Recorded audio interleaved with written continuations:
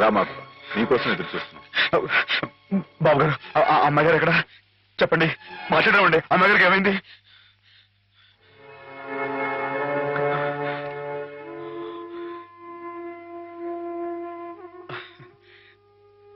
బాబు, నేను నిన్నది నిజమేనా?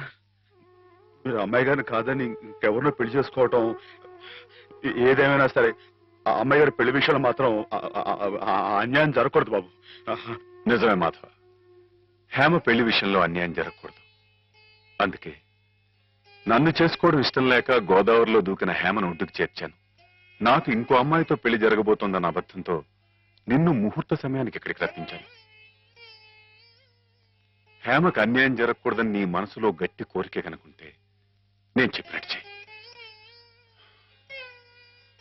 ఆ గోదావరి తల్లి నీకు హేమకు కూడా మంగళ స్నానం చేయించింది. సుముహూర్తం ఇంకో 15 నిమిషాల్లో ఉంది. అక్కడ కళ్యాణం వెతుకుంది, ఇక్కడ హేమ సిద్ధంగా ఉంది.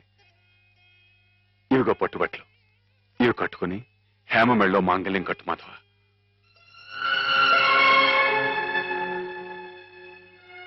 చూడు మాధవ, దగ్గర బంధువులు మేమేమి చేయలేక చేతులు ముడుచు కూర్చుంటే ఏ సంబంధం లేని నువ్వు ఆపద్బాంధవుళ్ళ మా కుటుంబాన్ని ఆదుకున్నావు.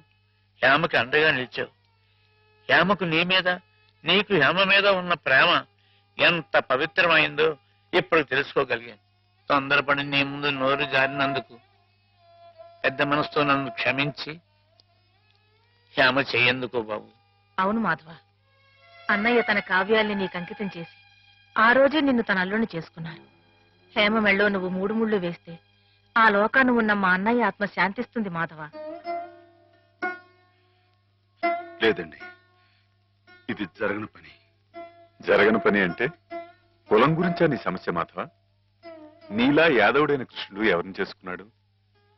క్షత్రియకన్య సత్యభామని చేసుకోలేదా? రాచకన్య రుక్మిణి చేసుకోలేదా? హేమ కూడా క్షత్రియకన్య మాధవ.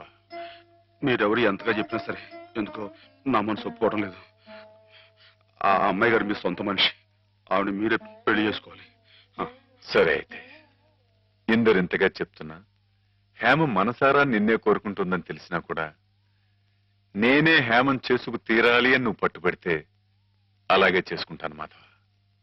కానీ పెళ్లి చేసుకున్న మర్నాడే హేమ నీకు ఇలా కనిపిస్తుంది.